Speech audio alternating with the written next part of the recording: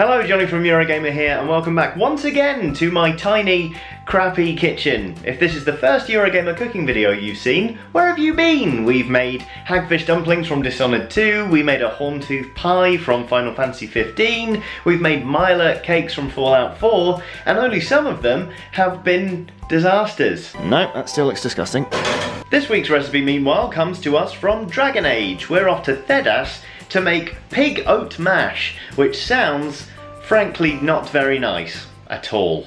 Okie dokie, so Pig Oat Mash. I originally found this recipe in a BioWare blog, but the recipe itself comes from a book called The World of Thedas Volume 2. And Pig Oat Mash calls for 4 very ripe windfall apples, 2 handfuls of dried salt pork or a good smoked bacon torn into shreds, 3 handfuls of dried rolled oats, 1 handful of berries of your choice, dried or fresh, and 1 to 2 cups of weak ale or water. Now, 1 cup is 236 millilitres, so 2 cups is just over a pint if we use British measurements. And because it says weak ale or water, I'm gonna use half and half ale and water and see how that comes out.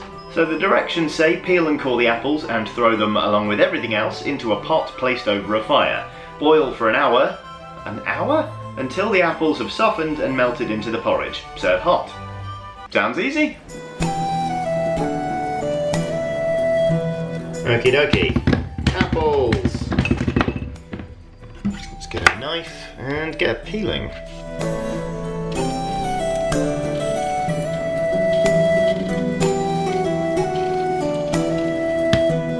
Of course, the simplest thing to do when coring apples is to use an apple corer, but like I said, my kitchen is tiny and crap, so I don't actually have one. So what I'm going to do instead is get the knife, plunge it in, make an incision around 4 of the sides of the core, and then just push it out with a finger, and we'll see how that goes.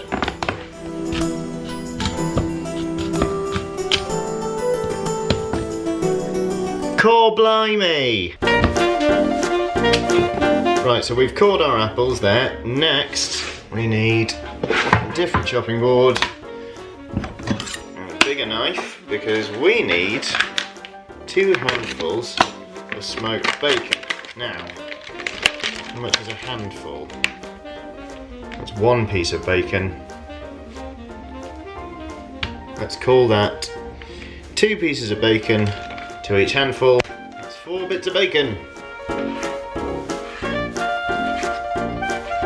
Okay, so the recipe now says to just combine everything in the pan, so I'm going to cook the bacon first in said pan, then add all the ingredients into that so none of the delicious bacony flavour gets out and it cooks into the porridge, because we are going to be cooking it for an entire hour, which still feels like a very long time to me. But hey ho.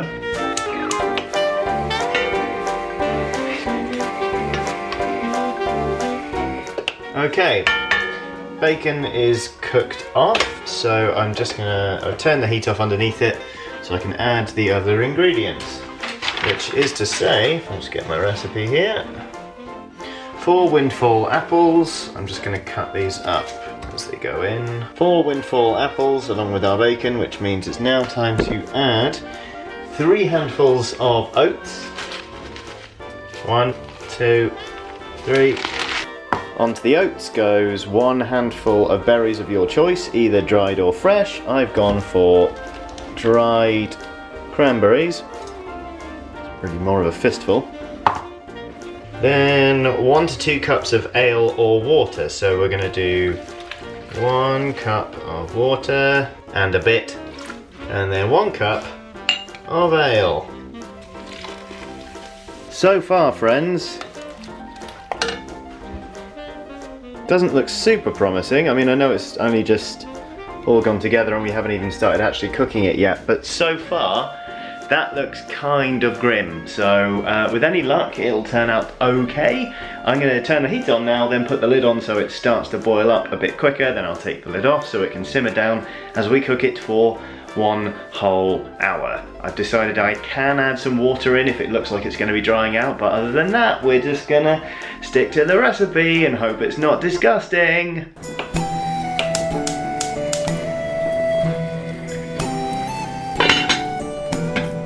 While you're waiting for your pig oat mash to cook, why not have a conversation with some of the companions in your party? What ho, chosen of Andraste? Nothing?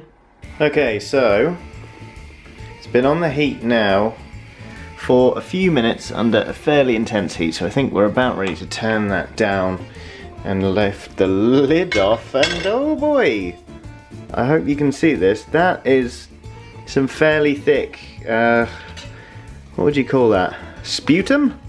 I don't know. Alright, I'm guessing that was the addition of the beer. Maybe I used too strong a beer or too much of it.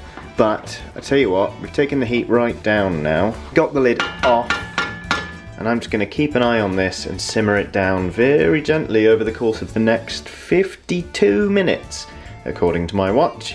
So updates to follow. Scout, up, up, come on, up, good girl. You can go. Luna, Luna, up, up, up.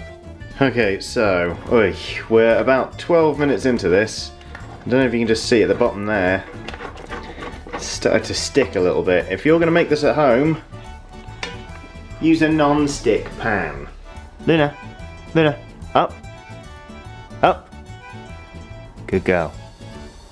Okay, so we've had a third of the cooking time now. This has been on for 20 minutes, and to be honest with you, the strangeness of cooking fruit porridge with bacon and beer is really starting to sink in, because what we've got here, it doesn't look very appetizing, to be honest. It's coming together as kind of, it's definitely getting towards a mash. It's pretty gluey, and I'm starting to worry that we're not actually, we've got a whole other 40 minutes on this. I'm worried about the levels of liquid in there. Now obviously, like, I don't really want to add any more if I can get away with it, because there's so much moisture locked up inside those apples, but I'm a little bit concerned about them turning to mush and dissolving into the porridge as the recipe promises they will. So yeah, just gonna keep an eye on this one. Up, good girl. Good news everybody, I've done some reading and I've discovered Scottish porridge oats are a source of beta-glucans, which can help reduce cholesterol, although probably not if you're cooking them with some bacon. Alright, so we're in the home stretch now. We've got about 15 minutes left to go, and it is, to be fair, starting to resemble food. Let me just show you here. So what I've been doing with my spatula is I've been cutting up these bits of apple nice and small. In retrospect, this is something I should have done from the beginning. If I were to start again, I'd be cutting up these apples super small to ensure they had the maximum surface area being exposed to all the oats and the heat, so that they could melt down faster and turn into a mash and release, of course, their lovely liquid. But I mean, it looks drastically different to how it did when we last checked in about 20-25 minutes ago, so who knows how it's going to look when we're done cooking. It really is a culinary adventure, and I don't know if I want to put this in my mouth. Luna, Luna, up, up, good girl.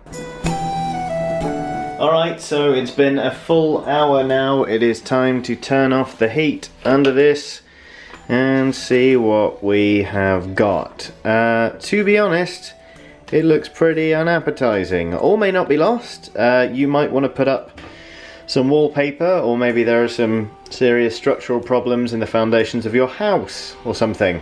But you know, we should taste it and see what we come out with. So let's get some of this in here. There that goes. Alright, here goes nothing. Made sure I've got some bacon, cranberry and apple in here. Let's give it a go.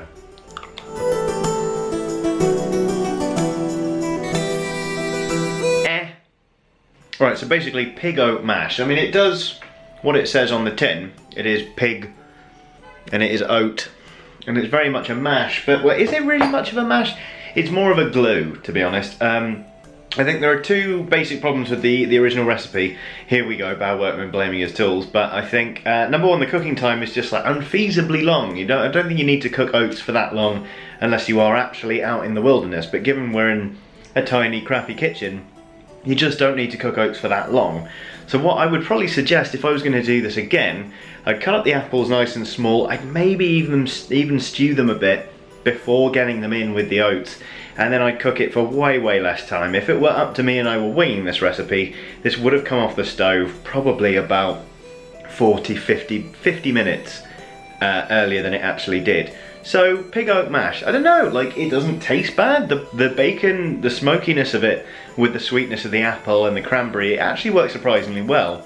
Not getting much from the beer, but like the flavours aren't bad, it's just the texture isn't great, and I just don't see why it needed to be cooked for an entire hour, basically. Right then, so pig oat mash from Dragon Age. I made it, I've got bloody loads of it left. Would I recommend you make it? Probably not, to be honest. I mean, like, make a savoury porridge, sure, throw some bacon in, throw bacon in whatever, but following that recipe for pig oat mash specifically, probably give it a miss. Anyway, I'm sure a lot of you in the comments will have your own ideas on how to improve the recipe, or things I did wrong, etc, etc, and hopefully you have some suggestions for recipes you would also like me to cook, because they are coming in really handy. Granted, one of the recipes suggested was pig oat mash, and we all know how that turned out. But anyway, it is a lot of fun cooking these things up in the kitchen and seeing your reaction to them and seeing what ones you want us to tackle next. So keep those suggestions coming in. Thank you very much for watching this video. If you haven't already, please do consider giving it a like and hitting that subscribe button so you can catch any future videos we make here on Eurogamer. But in the meantime, there's nothing else to be said other than thank you very much for watching, and don't make pig oat mash. Bye!